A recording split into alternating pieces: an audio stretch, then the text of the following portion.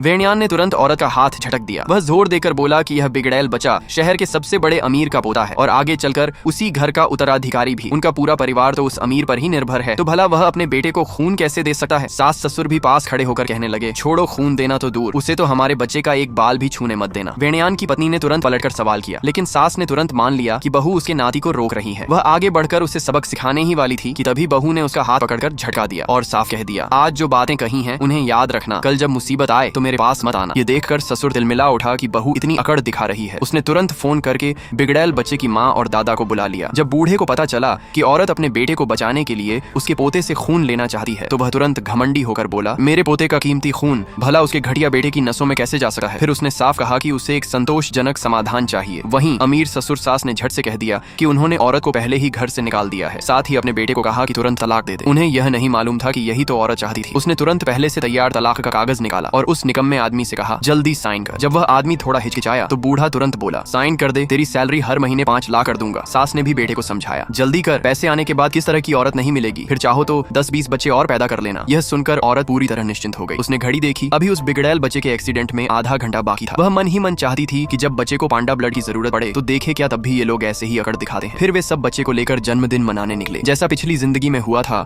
वैसा ही हुआ। रास्ते में वह बिगड़ैल बच्चा कार में उछल कूद मचाने लगा। कभी ड्राइवर का हाथ पकड़ता, कभी उसे खींचता, मगर किसी ने उसे रोका नहीं, बल्कि सब चुपचाप देखते रहे। और फिर वही हुआ जिसकी उम्मीद थी। अगले ही पल भयंकर हादसा हो गया। उस निकम्मे बेटे को तो बस हल्की सी ब्रेन कंसेशन हुई, लेकिन बिगड़ैल बच्चे की हड्डियां बुरी तरह टूट गईं। उसे तुरंत खून की जरूरत थी। 48 घंटे तक भी सही ब्लड ग्रुप नहीं मिला। तभी उन्हें एहसास हुआ कि इस समय अपने उस तिरस्कृत पोते शाओ काओ का खून ही उस बिगड़ैल बच्चे की जान बचा सकता है।